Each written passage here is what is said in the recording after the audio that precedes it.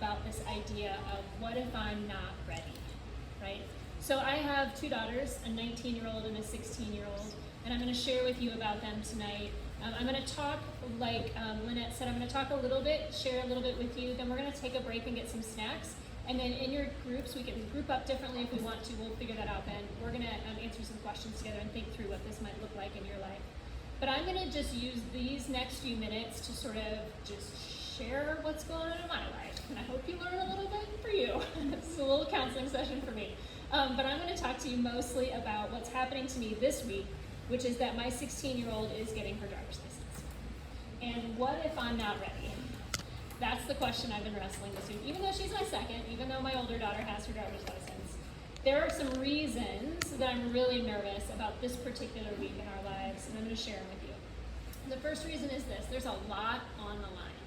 When you put a young person behind the wheel of a car, there's a lot on the line. You know that, right? There's the financial responsibility of the car, the health and well-being of themselves and the other people that they're driving with and around. All of these things go into that. Safety, and then decision-making. There's split-second decision-making when you're driving, and there's also bigger decision-making that I'm not just sitting right there next to her as she makes, right?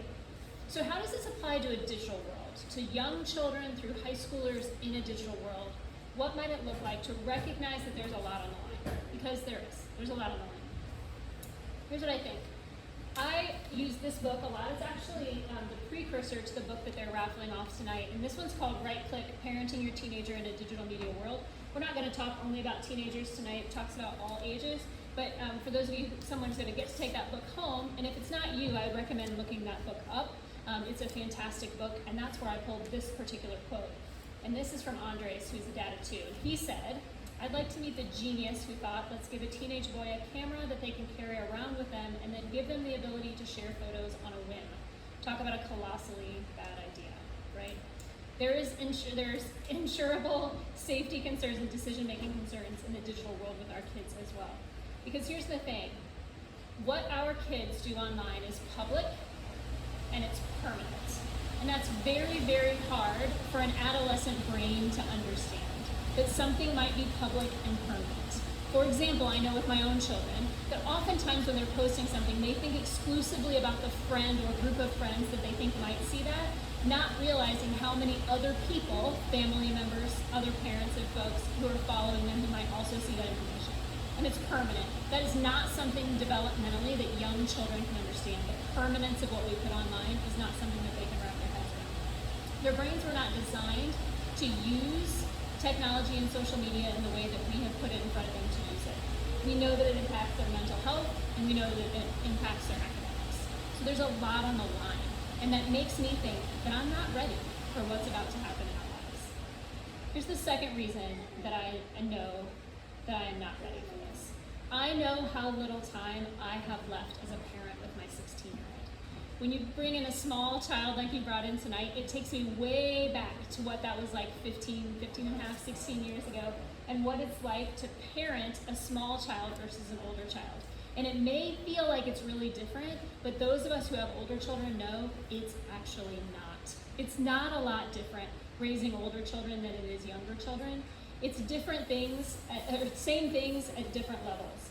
And you are always recognizing how little time you have left. So, as we think about the online world in this, when I think about her in the car, what I think about when I think about how little time I have left is how I'm going to miss those moments as a parent where I'm just sitting next to her and chatting, where it's really informal and fun. And I'm also more attuned to the fact that she's leaving soon, that she's heading to college or heading out in the world on her own. You trying to turn it up? Yes. I can move it closer to me. Does that help better? There we go. Maybe that's better. All right, I feel like I'm doing a podcast or something. It'll work. So I know that she's leaving soon, and these are things that I'm worried about. As a parent of a child in the digital world, here are a couple things I think we can think through. One is, what kind of an online user do I want my child to be? So when we parent with the end in mind and not in the present tense, we think more about things like digital citizenship than we do about the exact moment that we're in. So thinking long term and building up citizenry and building up kids who have integrity online is the goal of what we're doing. And then here's the next phrase that I picked up from this book that this author, Kara Powell, talks about a lot that I really agree with. And that is, I'm not sure why that is. Let's see if we can move this up. Let's see if that works. We tend to get from our children what we are as parents. That's a pretty tough thing to digest sometimes when there are things about ourselves we're not super sure about, but we tend to get what we are. And then the next thing is that technology can be used as a relational distraction, or it can be used as a tool. We're going to talk a little bit more about that later. But in the limited amount of time that I have left with my 16-year-old, do I want that to be wasted on a technological distraction, either in her hands or in mine? So the second reason that I want to keep talking about this technology thing and how it can be used as a distraction or relational tool, and to tell you that I have a few things that I pulled from other resources that can be ways that we can look at our technology use as adults and decide if it's helping or hurting that relationship. So for example, one thing I've heard other parents do, other working parents in particular, is to make sure that you do not take any phone calls as you're walking in the door. That all of your work conversations stay out of the home. So especially when you have young children and you're walking in, you're not on your phone in a phone conversation. That stops when you walk in the door, at least for that moment. You may need to do more later. And then when you have young children, if you're using technology in a time when you've sort of set aside that you won't, that you narrate the use of the technology. So for example, I'm gonna get online and I'm gonna email your teacher because I wanna know about such and such assignment. Or I'm gonna text your coach to ask this certain question. So as an adult, if we're narrating our own use of technology, it gives kids a way to understand the times we're using it in a healthy manner. And then the last thing is to add safe zones in your house. Some folks do this around dinner tables, other rooms where it's a technology-free zone where you're just gonna be family together all at the same time. So my husband he's not on the cutting edge of technology, I'll say. He does pretty well, but he's not someone who is an early adopter, I'll call him. But he knows how little time he has left as a parent with our children. And so he decided to, just a couple of weeks ago, add Snapchat to his phone. He never had Snapchat before. He just added it. My daughters taught him how to use it, and he only has the two of them as, I don't even know what you are on Snapchat, followers or whatever, friends. And so here's how he uses Snapchat. The first one is he and my older daughter at lunch together. The second one is my younger daughter at a basketball tournament making a free throw, and he was taking a picture of himself and her in that free throw shot. And then the third one, he sent to the girls a picture of himself flexing, and they sent back a picture of them in the car flexing back at him. So this is a way he's using that tool to create a relationship or to continue to build the relationship instead of letting it be something that's a distraction from the relationship. So here's the third reason that I don't feel ready for my daughter to get her driver's license. Is because our relationship will change. And here's the reason that that's problematic for me. I'm worried that she won't need me as much when she has her own freedom to get in the car and drive on her own. And I won't know what's happening in her friends' lives. I'm the one who drives all the kids home from everything after all of those practices and outings and games. They're always in my car. So I learn a lot about what's going on in their lives in those moments when we're driving home from things. And I know that our relationship will change when I'm not able to do that anymore. In the digital world, though, this is a little bit different. Relationships that we build with our children should be ones that outlast the tool or don't work only with the tool. So for example, the times that I'm thinking about missing her in the car are times that I need to be applying intentionally to the rest of our lives. And the times on social media that I'm worried about with her should be built on the relationships that I have with her and not the rules that I'm creating around the tool itself. So I'm worried more about the relationship with her than the tool itself or the rules created around that tool. And then relationships change as they grow. So this is something, some of you may not want to admit this, but I'll admit this about myself, that my rules with my children and my relationship with my children has changed from the time that they were small until now. Right? So for example, when they were very little, I was really concerned about their nutrition. I was very good about making sure they had the exact right mix of fruits and vegetables and oatmeal and all of those things when they were about a year old. And then they turned 4. and then they decided that they were only eating chicken nuggets, and I rolled with it, right? So there was something that was super, super important to me when they were really young, and when they got a little bit older, either I relaxed or I changed my mind or they changed my mind for me, but I recognize that maybe this is what happens also in our parenting digitally as well, right? Either we get tired, or they convince us otherwise, or they grow and change in a way that allows us to change the rules that we thought we were going to be hard and fast on when they were young. So this came from CNN, but nearly 1/3 of parents ages 7 to 9 reported that their kids used social media apps in the first 6 months of 2021. So 7-year-olds are personally using social media apps at an alarming rate. That was 33% in 2021, and that's like, in digital terms, eons ago, right? So lots and lots of young children are using technology in a way that we as adults aren't even using currently. So here's the thing about this phrase, though. Oh, one other thing I want to say about that is that sometimes we confuse screen time with digital citizenship.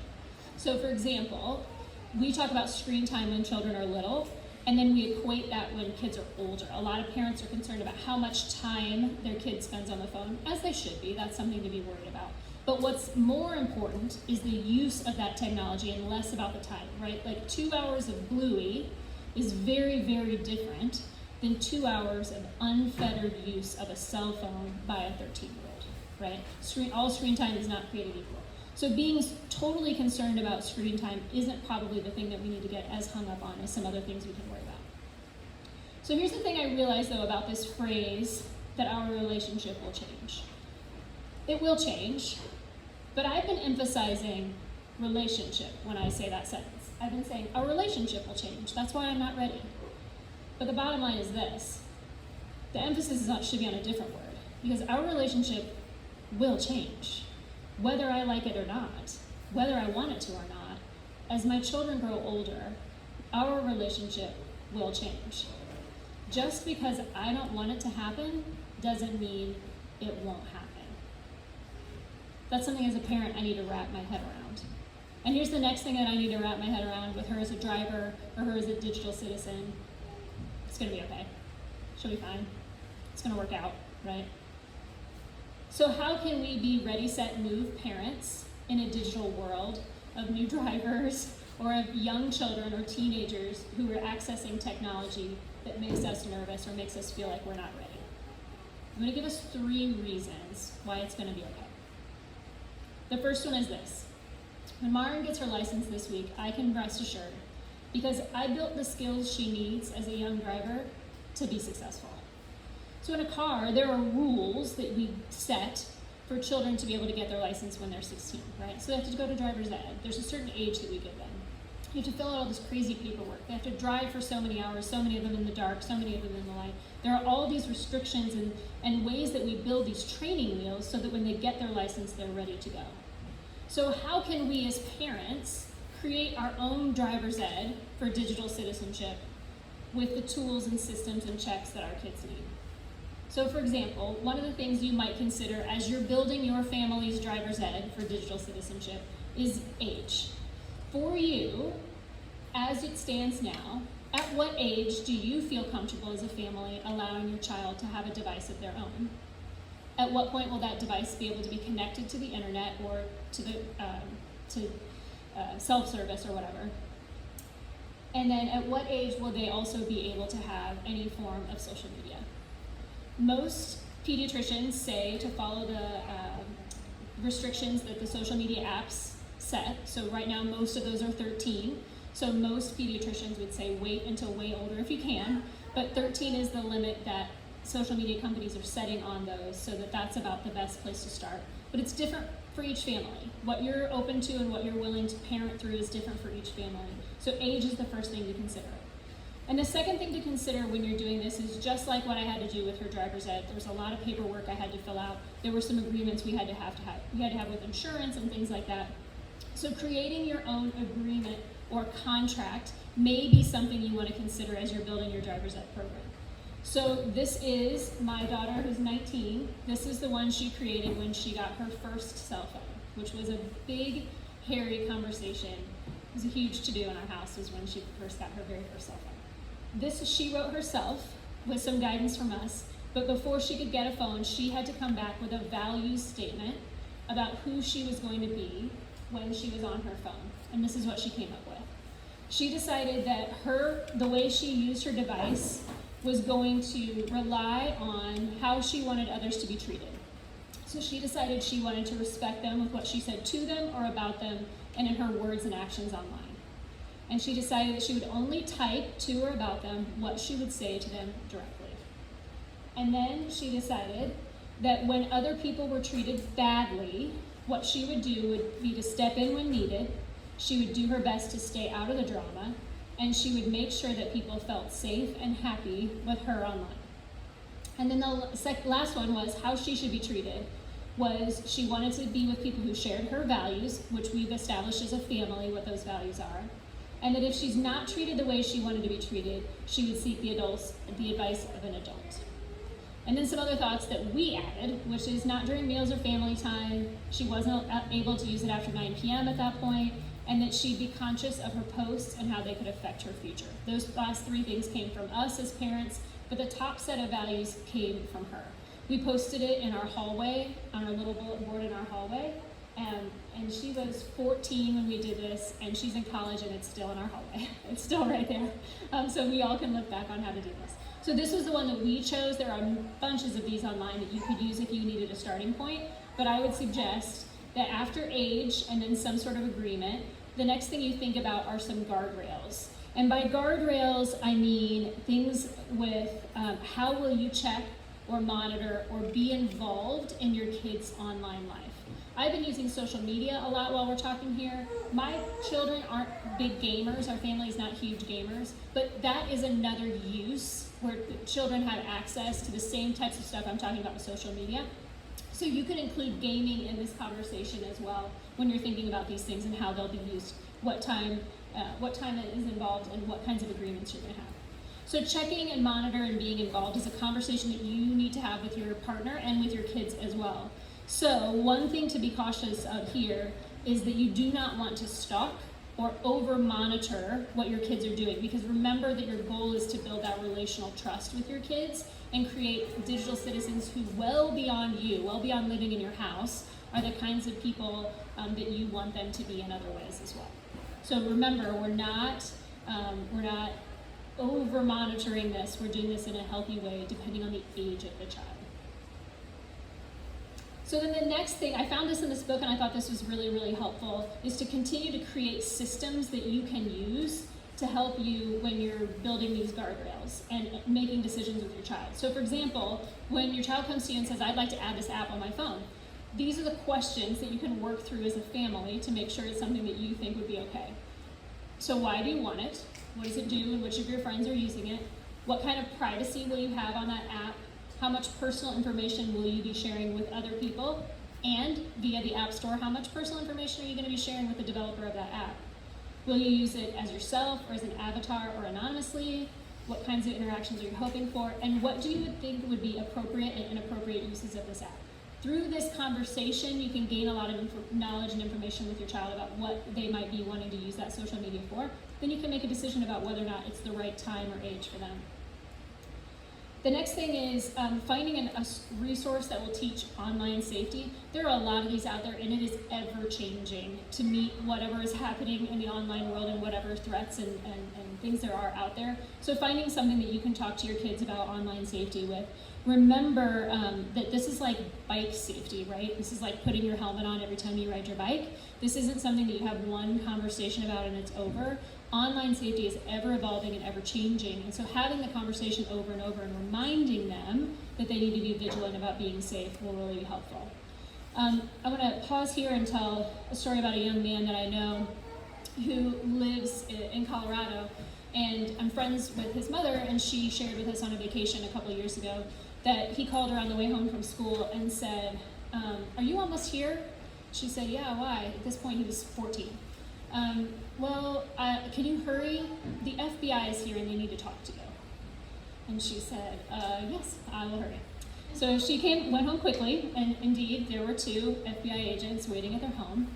and they said, we'd like to talk to you, and we'd like Jonas to be present so we can share what's going on. Jonas was in a group with some friends online, and a person had sort of joined their group and had posed as a friend of a friend, but no one really connected who this person was, but it seemed like another teenager, so they were all okay with it. And this person asked for photos from some of the children. They all obliged, they all sent photos of themselves.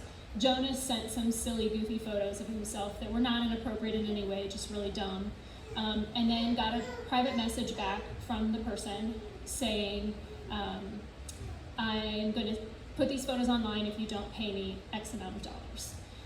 And so Jonas wasn't embarrassed about any of the pictures that he had sent and didn't think anything of it, and is a pretty chill kid, and so was just like, block, and just eliminated the person and had no more contact with them. Well, not all the other children in that group did the same thing, and so there were some young women in the group who were being extorted for inappropriate pictures that they had shared with this stranger. And the FBI was involved because someone had reported it, and they found the perpetrator, who was doing this widely, was an adult who was doing this widely to kids all over, not just in Colorado. So Jonas was interviewed by the FBI. It was a long, long process. They actually provided counseling for him and for the other students who were involved in the situation, and it was a really, really big deal. And these are two really concerned, involved parents who thought that they had taught their kid about online safety, but this was a topic they hadn't covered, and they weren't talking about it all the time. And he thought he did the right thing. He didn't send anything inappropriate. He blocked the person as soon as he felt like it was sketchy, but he had other friends, because he didn't tell his parents, he had other friends who got themselves in a really uncomfortable situation over this. So it's a conversation that we need to be having a lot. And the next thing then is to build in real life development skills.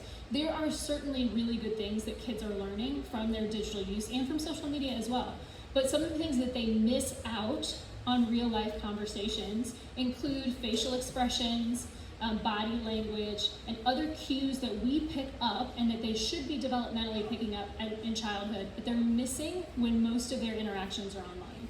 So you don't want to take away their online interactions, but making sure that they have opportunities where they are face-to-face with other children outside of school so that they can be building those developmental skills that we can't do online. So in this stage, what we're talking about here and building the skills that they need to be successful, think of yourself as an architect, as a parent. So this is where you are building what they need to be successful. This means, as an architect, that you get to draw it, you get to hire that contractor, and you get to say what goes. As parents, we have a lot of control in our children's lives.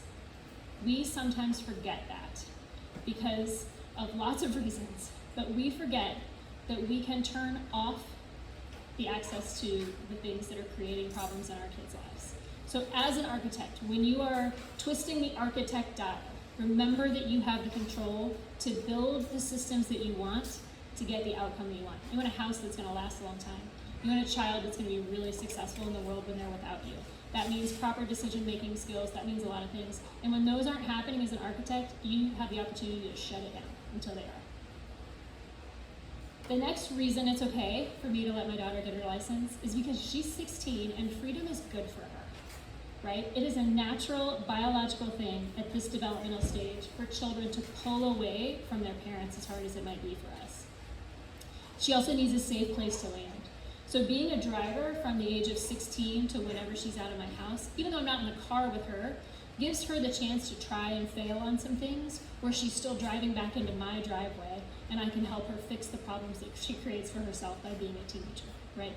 So that's what that means in the car world. In the digital world, it means a couple of the same things, but some different things as well.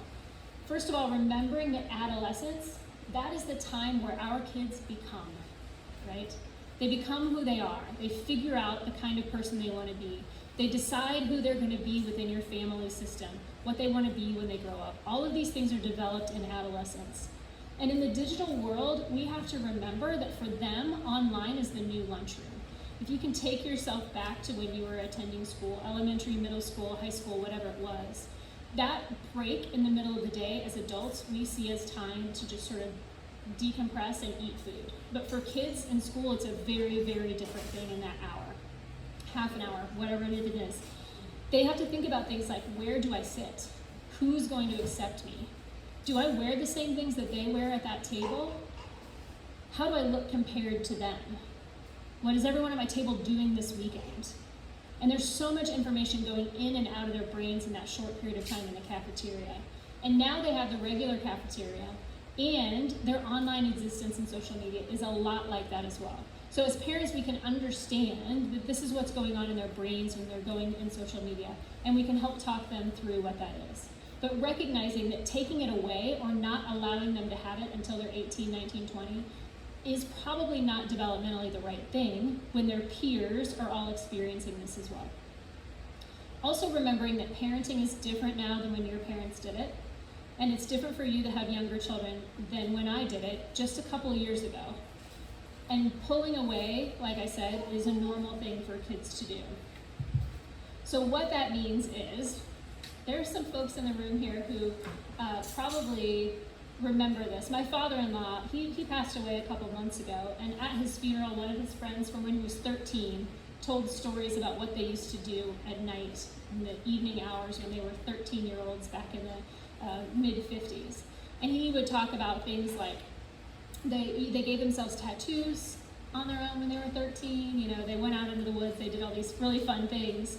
But he also, my father-in-law, used to remind his grandchildren, my children, and the cousins, that they didn't have phones back in their day, and they just stayed out until the lights came on in the streets, and that's when they knew it was time to come home from dinner, right? We've heard these nostalgic things said over and over again.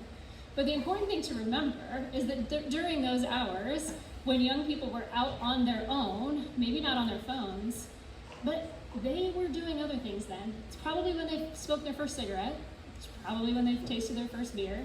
It's probably when they looked at their first Playboy, right? There are things that happen in the adolescent life in their age, in their years, those years, that are now just happening online. But it's not that they never happened before, and it's not that parents never faced this before. It's just different. And to remember in this stage that when your kids mess up, because they will, that you can be a safe place to land for them. So in this phase, in this reason number 2, understanding that freedom is actually a good thing for them, your role as a parent or a grandparent is to be a mentor.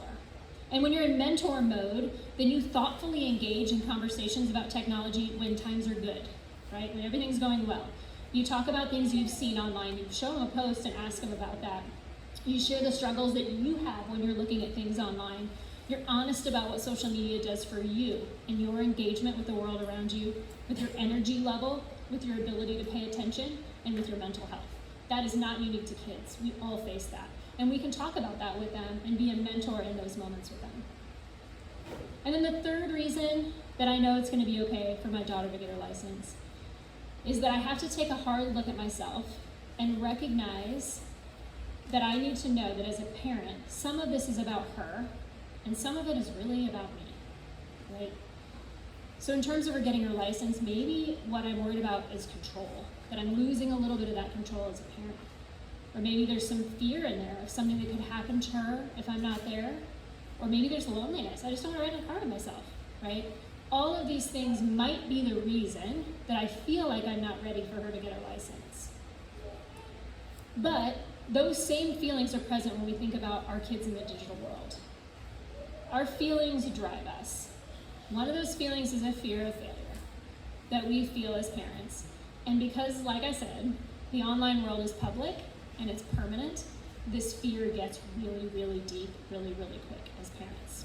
Our parents, or our friends, our peers see what our children post, and they know what's going on in our kids' lives in a way that maybe they wouldn't have before when we didn't have these phones and things to share with. So fear of failure is a way that we might be driven to this one.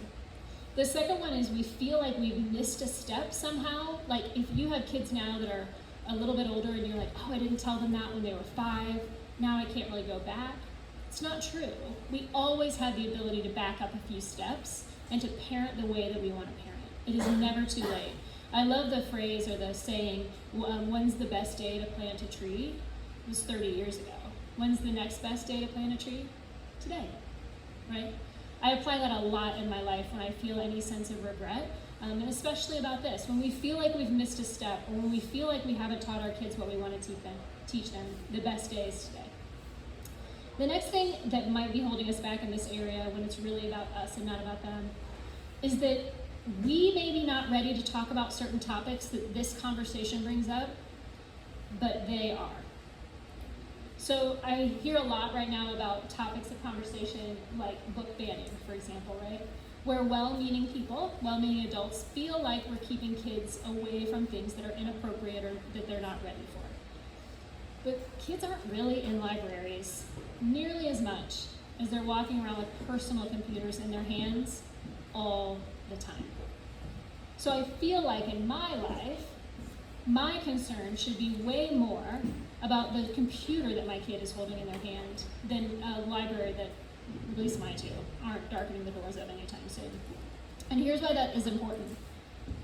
In a study that was released on PR Newswire in January of this year, 73% of teen respondents from 13 to 17 said that they had watched pornography online on their phones. And more than half, 54%, reported that they saw pornography for the first time before they reached the age of 13. They have access to it, and it comes onto their phones when they don't even ask for it, and they don't know what to do about it, and we're afraid to talk to them about it. So we need to know what's really about them and what's really about us. If we think that they're not ready for certain topics or conversations, they probably are, and they've probably already heard about it from a friend or seen it somewhere else. And isn't it better to have conversations with us have conversations with them than for them to figure out different things on their own? The other thing that might hold us back a little bit is that we feel some sense of negativity about our own social media use.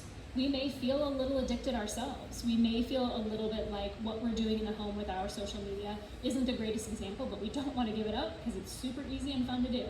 So we may feel a little bit like that's holding us back around. And the last thing is learning the difference between being used and using our technology. So let's rephrase that for a minute. If you can have this honest conversation with yourself, I think you can have it easily with your kids as well. So Google Maps, for example, is an app that they gather a little bit of information for me, sure, but that's an app that I use. It just gets me where I want to go. But there are other apps on my phone that certainly are using me, right? Whether it's the information that they collect from me, or whether it's the time that they steal from me, or the joy that I lose in myself from spending so much time on them, those apps are using me. And thinking through our usage as adults of technology and which things are we using and which things are using us allows us to have that conversation more honestly with our children. And then the other thing to think about when we're thinking about our own interactions with technology is to ask yourself, when you find yourself on your phone or your computer or you're gaming or whatever for a long time, what need is this meeting that isn't being met outside of my device? So in this role, when we're thinking about what problems or what issues we have with social media or digital citizenry, that's really more about us than it is about our kids. We can think about our role in this is to be a companion. So enjoying social media and technology in a healthy way together, like family posts or group chats, gaming together on things, permission modeling, right? When you take a picture of your kid, you ask them if it's okay for you to post it on Facebook or Instagram, giving them that example of what it looks like to ask permission. You're being a companion with them in use of technology in the digital space. So if you're alternating back and forth, if you're turning 3 dials as an architect, as a mentor, and a companion all the time, then you're finding a balance with your kids and with your grandkids about what it looks like to be a healthy citizen in this digital world. So I have one last thought before we take a break, and then we'll do some questions together at our tables. And I really hate to end with this, but I think it's important enough to say that I'm going to add it here. And the last thought is to have a plan for when it goes wrong, because it will probably go wrong. So planning for that when there is no emotion on the line, when there is nothing that you're concerned about, can really help. That's why people have fire safety plans or separation plans with their families when there is no fire, so your kids know what to do when that happens. So here are some suggestions for what that plan might look like when something goes wrong. The first thing is you are going to feel really, really overwhelmed with whatever just happened with your child online. So the first thing is to take time, because what most likely happened in the scenario you're facing is that your kid made an impulse decision with their phone in their hand. So as an adult, it's important to recognize when we face stress that we don't make impulse decisions with our child's relationship in our hands. The second thing is to assess the situation. Is it as bad as you initially thought? Because maybe your initial thoughts were covered in fear of failure or your embarrassment as a parent or whatever it is. So once you've taken that time to really take a deep breath and think through it, then assess the situation and see what's really going on and what's really necessary. If it involves other children, I really encourage you to contact other parents. You'll have allies in this probably, and they can help you decide what to do, and also they need to know what you would love for a parent to call you if there's any situation was happening with your kids. Then if necessary, alerting the school and the police if it's something that involves other children. I have spent a lot of time on this issue recently with our local law enforcement, both the Richmond Police Department, the Wayne County Sheriff's Department, and the Wayne County Probation Department, and they are your allies. They want to do everything possible to keep children out of the probation system, and the best way to do that is to work with schools and families on how to keep kids safe online. So they are your allies in this, but they can help you if there's a situation that arises. Making sure the punishment, if there is needed any, is appropriate, and then finally getting to the root cause of the behavior.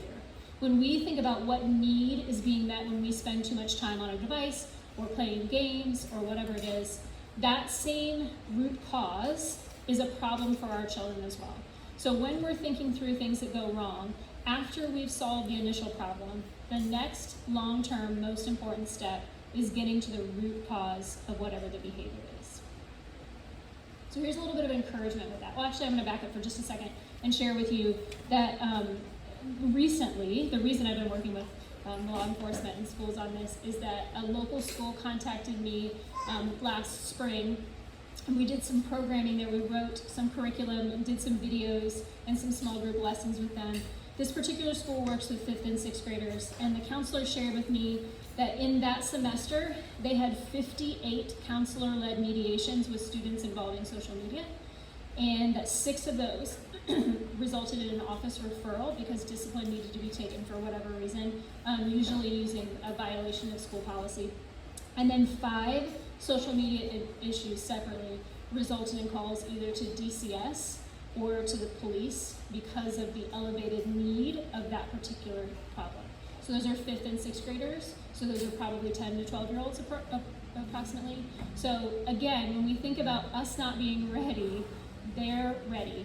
Even if they are 10 years old and they don't have a device, someone in their school does. So starting conversations now about what the values in your family says will be the appropriate use of that device is really, really important. So here's a little word of encouragement before we grab some snacks here, and that is this, that remember when it all goes wrong, when things go bad, because they will, that we serve a God who redeems us, even in our very worst moments.